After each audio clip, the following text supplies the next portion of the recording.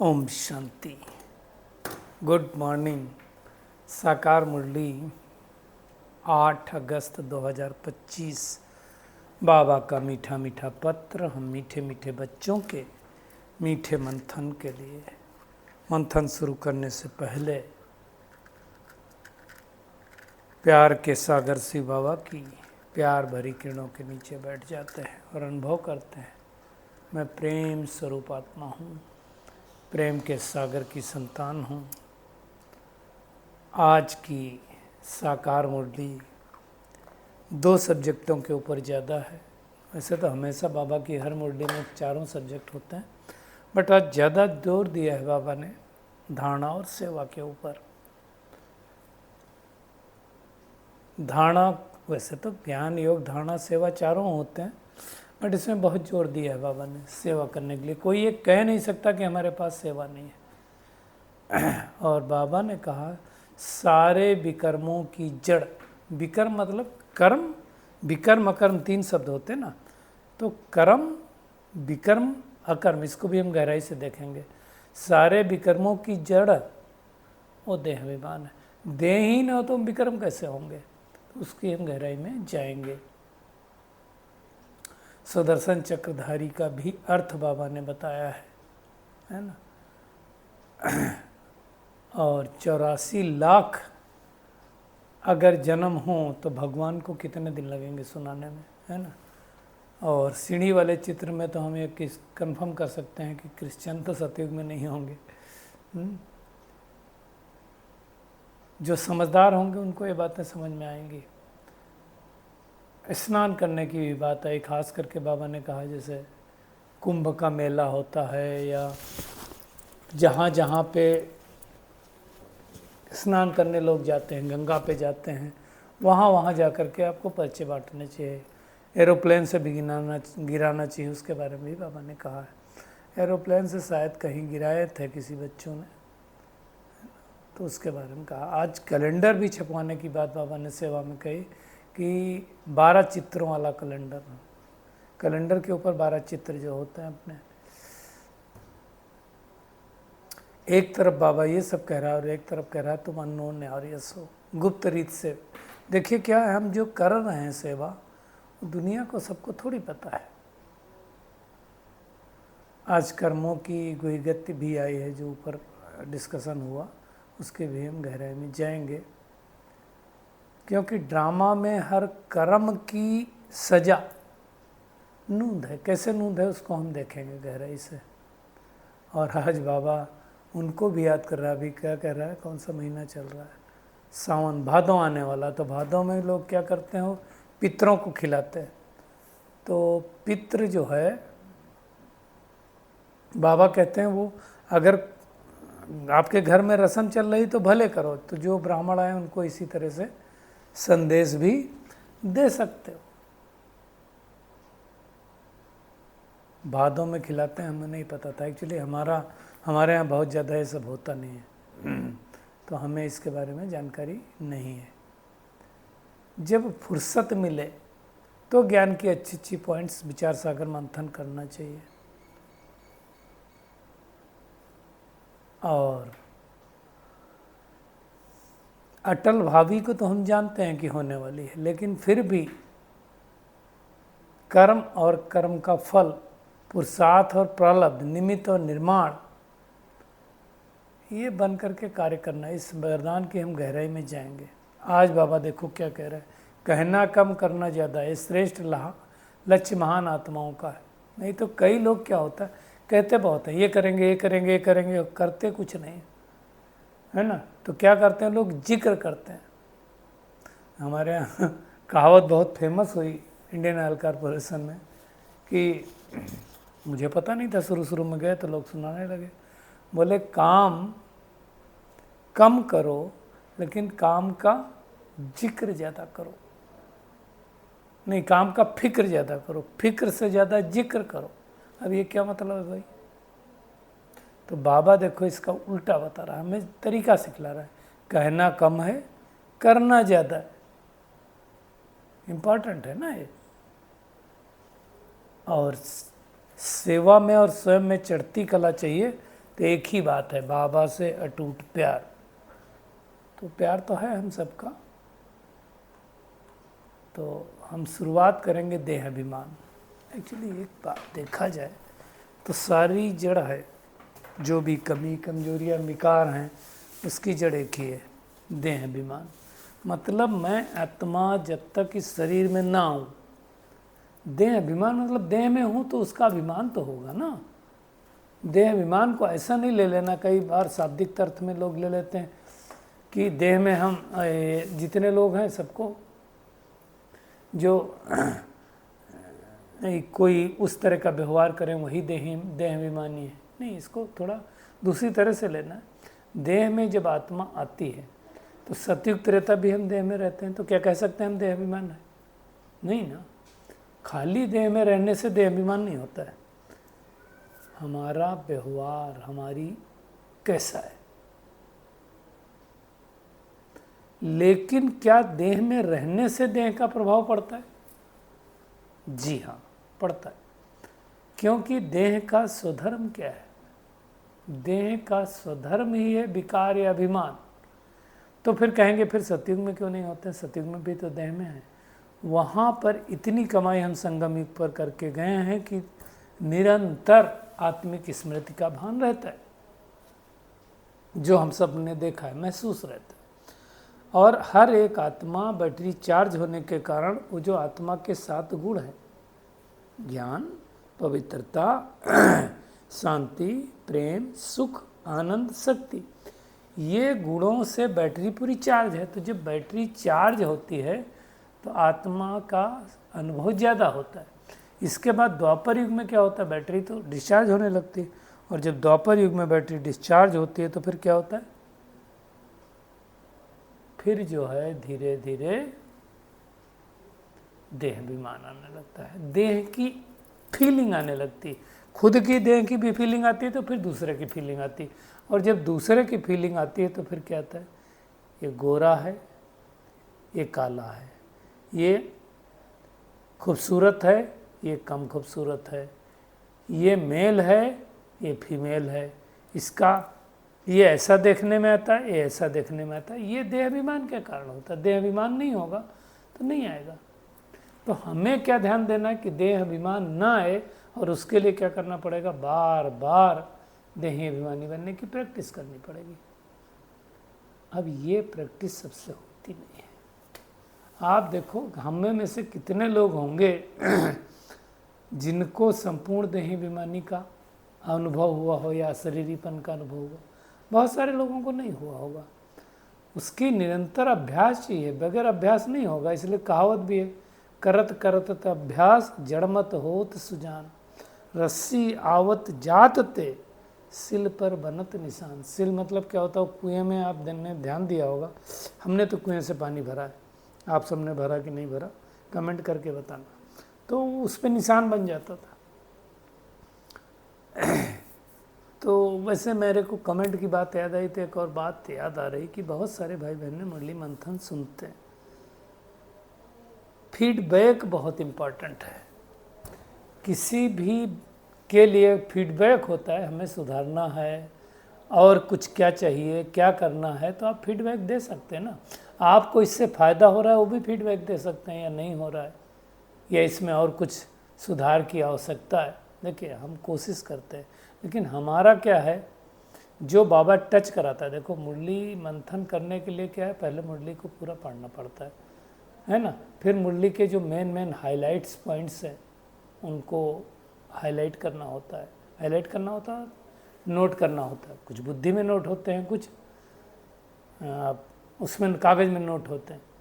फिर क्या होता है कि जब हम चालू करते हैं तो बहुत सारे शब्द बाबा उस समय टच कराता तो उसके हिसाब से करते हैं।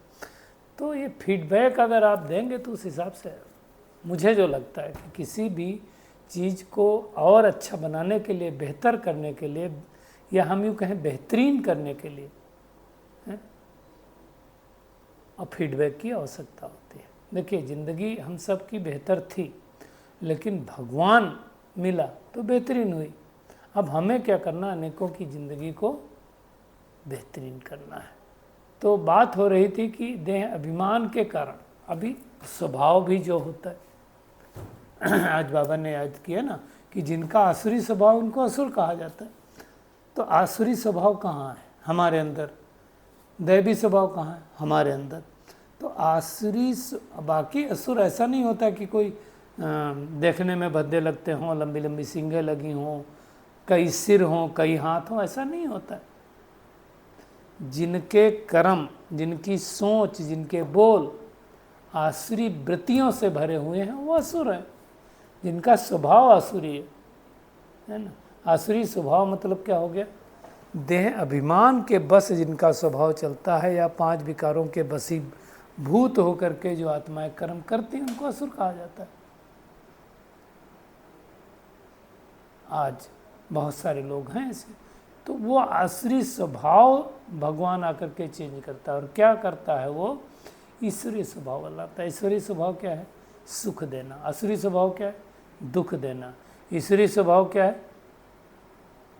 हर एक आत्मा की उन्नति का संकल्प करना। आसुरी स्वभाव क्या है? उल्टा। तो हमें ये अच्छी तरह से करना है, इसके लिए मेहनत करनी। और इसी आसुरी स्वभाव के कारण हमारे कर्म भी विकर्म होते हैं।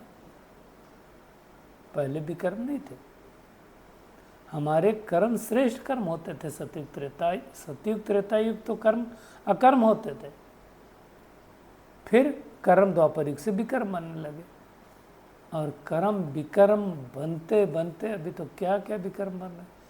सोच से भी हमारे कर्म बनते हैं। अगर हमारी सोच अच्छी है तो अच्छे कर्म बनेंगे, अगर अच्छी सोच नहीं है तो हमारे कर्म वो भी विकर्म बन जाएंगे। तो ये अच्छी तरह से समझ करके पुरुषार्थ करना। विकर्म बनते हैं तो इस सृष्टि पर विकर्मों को बनने की सजा है, इसकी कोई लिखावट नहीं है। कई लोग, कोई अगर पूछे कि चलो इसका कोई विकर्मों की हमें सज़ा मिलती है, इस सृष्टि नाटक मंच में सज़ा का प्रावधान है, तो आप बताओ इस विकर्म की क्या सज़ा है, इस विकर्म की क्या सज़ा है, यह कितने दिन बाद मिलेगी? इसका कोई रिटर्न डाउन कॉन्स्टिट्यूशंस नहीं है। लेकिन आत्मा के अंदर या इस सृष्टि में ऐसा प्रोविधान है कि जब आत्मा कोई विकर्म करेगी तो वो अंदर कर्मनूंद हो जाएगा, और उस कर्म का फिर फल मिलेगा। मतलब वो कर्म संचित हो जाता है, और संचित हो करके फिर ड्रामा प्ले अनुसार किसी का तुरंत मिलता है, किसी का बाद में मिलता है, किसी का बहुत दिन बाद मिलता है ना। लेकिन इम्पैक्ट तो आता ही है ना। कुछ विकर्म करते हैं तो तुरंत सजा मिल जाती है। जैसे मान लो विकर्म ना करें, मैं ऐसी छोटी एक बात बताता हूँ। अगर मुझे पढ़ाई करना और मैं पढ़ाई ना करूँ तो एग्ज़ाम के बाद रिजल्ट आएगी, तुरंत फल पता चल जाएगा। तो अच्छे कर्मों का भी फल मिलता है और बुरे कर्मों का भी फल मिलता है। अब ये जीवन हमारा अच्छा है, बहुत अच्छा है, हम सबका ये अच्छा है ना। तो मतलब हमने बहुत अच्छे कर्म किए हैं। कुछ थोड़ा बहुत ऊपर नीचे आता है तो मतलब कुछ कहीं भी न कभी किसी न किसी समय कुछ गड़बड़ किया है। इसलिए बाबा कहता है ड्रामा में जो कर्म विकर्म करते हैं उनकी सजा होती है। अच्छा, ये भी दुनिया में मनुष्य समझते हैं कि जो भी हम कर्म करेंगे उसका फल दूसरे जन्म में मिलेगा। और मोस्ट इम्पॉर्टेंट बात आज जो बाबा ने कही कि अंत घड़ी विवेक फिर बहुत खाता है कि हमने ये पाप के। एक्चुअली मैं तो समझ सकता हूँ कि अंतिम समय साक्षात्कार होता है। खास करके हमने लौकिक पिताजी को देखा, वो कहते थे कि मैंने तो कभी किसी को दुख दिया नहीं। एक भाई आया था, उसको एक कोई आए होंगे, उसको पैसा नहीं दिया, क्या ये विकर्म है? ऐसा करके वो बोलते थे। पैसा नहीं दिया मतलब पता नहीं चलता ना कि कौन आत्मा कैसी।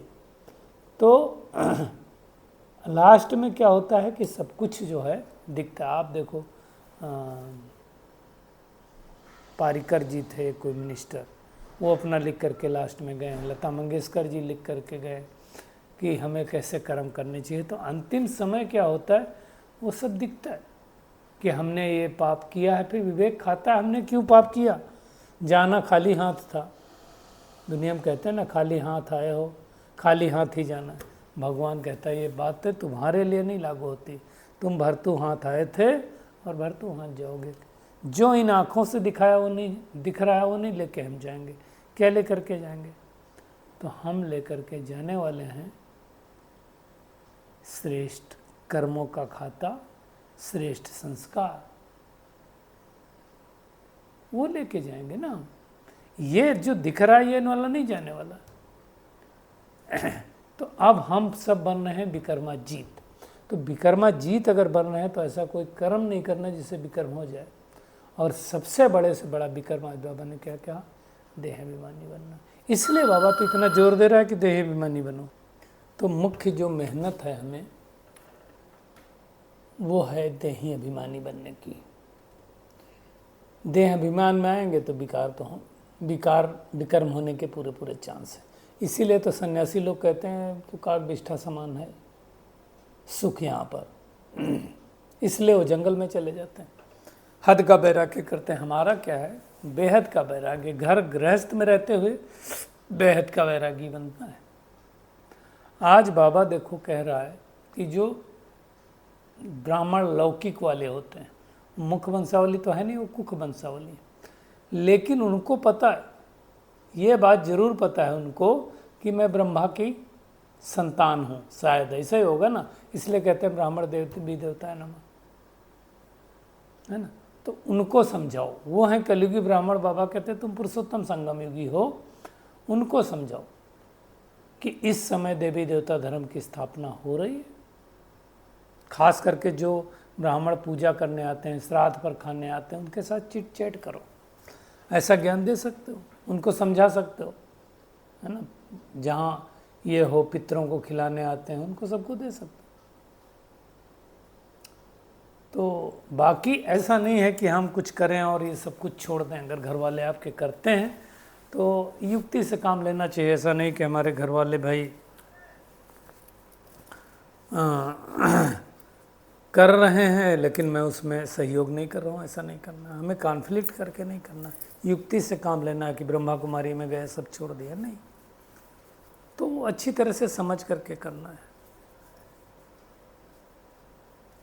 ठीक है ना। आते हैं आज के वरदान के ऊपर जो बहुत इम्पॉर्टेंट है। अटल भावी को जानते हुए भी श्रेष्ठ कार्य को प्रत्यक्ष रूप देने वाले सदा समर्थ भव। देखिए दुनिया में भी कहते हैं भाभी टाले ना टले। भाभी थी तो इस समय पर वो व्यक्ति वहाँ पहुँच गया। ये भाभी थी ड्रामा की तो देखो वहाँ पहुँच गया। एक्सीडेंट होना था, हो गया। पुल गिरना था, अभी जैसे बड़ौदा में एक पुल गिरा, उसी समय वो गाड़ी लेकर के पहुँचा व्यक्ति। निकलने वाले थे आधा घंटा बाद, आधा घंटा पहले निकल लिए। तो इसको कहा जाता है भावी। अटल भावी बोलते हैं, मतलब टाले ना टले। ये ड्रामा, इसीलिए बाबा कहता है ड्रामा की जो भावी है इसको कोई नहीं टाल सकता है। अब इसको समझना, फिर पुरुषार्थ क्यों करना है। बाबा कह रहा है देखो नया श्रेष्ठ विश्व बनने की भावी अटल है, लेकिन अटल होते हुए भी जो समर्थ बच्चे हैं, जो वरदानी बच्चे हैं, कर्म और फल के, पुरुषार्थ और प्रारब्ध के। देखिए कर्म करेंगे तो उसका फल 100% मिलेगा, कोई रोक नहीं सकता। पुरुषार्थ और प्रारब्ध के जो निमित्त हैं, निर्माण है, वो कर्म फिलॉसफी के अनुसार निमित्त बन काम करते हैं। मतलब वो ऑलरेडी नूंद है, समझ रहे हो ना। जो आप कर्म कर रहे हैं, मान लो आज आपने कोई कर्म किया, आज मान लो 1 घंटा आपने योग किया, तो हमको तो पता नहीं था ना। अब हमने जब योग किया तो ये ऑलरेडी नूंद था, ये समझना, समझ रहे हो ना। तब आप पुरुषार्थ करेंगे। अब बाबा देखो क्या कह रहा है, ये अटल भावी है कि सतयुग था, है और होगा, उसको कोई नहीं रोक सकता। दुनिया वालों को उम्मीद नहीं दिखाई दे रही। और आप हम बच्चे क्या कहते हैं, ये पहली बार नहीं हो रहा है, अनेक बार हुआ है, हुआ ही पड़ा है। और उसके लिए हम स्व परिवर्तन कर रहे हैं ना। तो स्व परिवर्तन का जो प्रत्यक्ष प्रमाण होता है, उसके आगे दूसरे प्रमाण की आवश्यकता नहीं होती, और परमात्मा का अर्थ तो सफल होता ही है। तो ये बहुत इम्पॉर्टेंट बात है कि अटल भावी को जानते हुए भी श्रेष्ठ कार्य को करना है। भाभी अटल है, लेकिन कर्म की साख तो हिलानी पड़ेगी ना, उसके बगैर तो होगा नहीं कोई।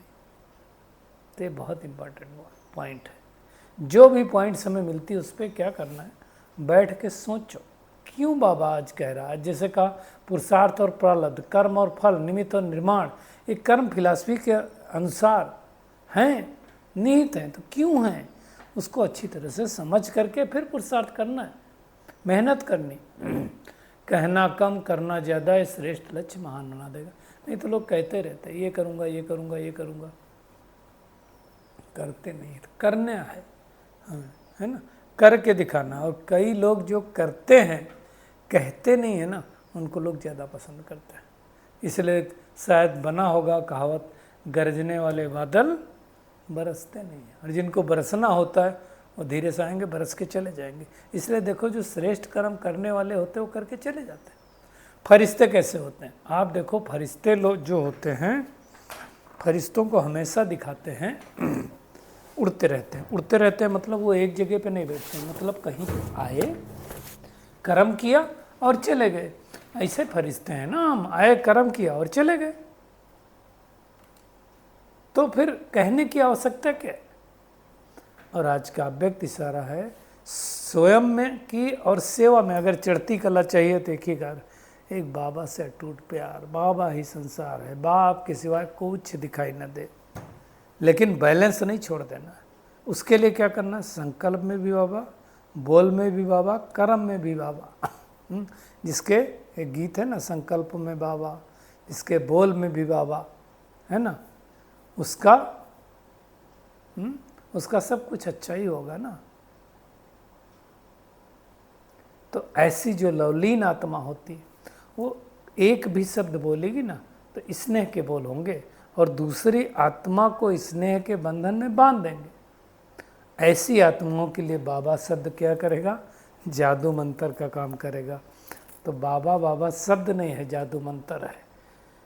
तो आज की पूरी मुरली में टेक होम यही है कि सर्व विकर्मों की जड़ एक ही है, देह अभिमान। इसलिए हमें देही अभिमानी से मुक्त होकर के, देह अभिमान से मुक्त होकर के देही अभिमानी बनना।